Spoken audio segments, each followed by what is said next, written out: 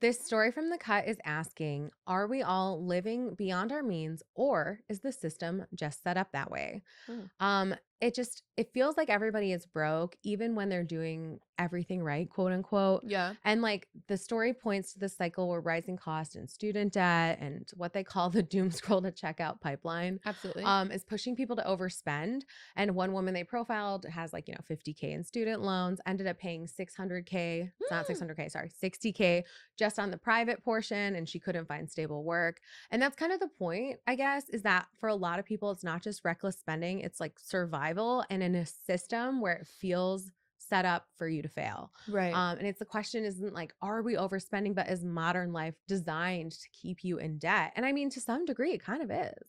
Yeah, I mean, you think about everybody who, we graduate with student debt. It's like you're already at a deficit when you get your first job. And if your Yeah. first job isn't paying very well, you have to kind of like put that off for a little bit till you get your footing, you Yeah. get your housing, and then everything. You look at prices now, it's insane. If you live in a major city, it's like almost impossible to get out of debt. So yeah, that's really interesting. I mean, what do you think on this?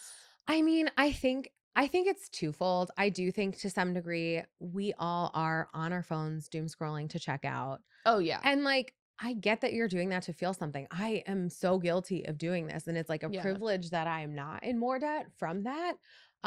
So I do think there is You should some be. No, I'm level just of kidding. personal accountability, Yeah. right? But I do think at the same time like, that's how our system is set up. Yeah. It's you have to get a white collar job, you have to go to college or you used to. And we Yeah, all right. sort of fell into this. I don't want to call it a trap because I think it worked for some people, Oh, yeah, but we absolutely. all kind of like ascribe to this vision of the future. Yeah. And this kind of comes back to that post optimism thing I was talking about. We all ascribed to the vision of our future as looking like this and being better. And like for only maybe like half of us, that's really what happened.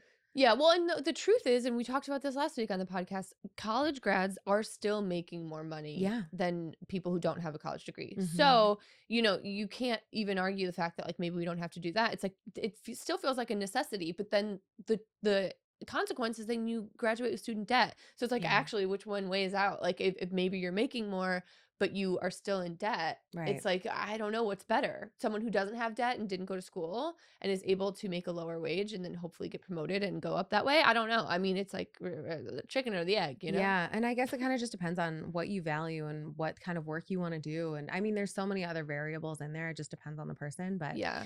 yeah, I mean, I think it's interesting. And I we'll keep following the story, of course, because I don't think the conversation is going to go away. But yeah, Yeah. we'll just have to see.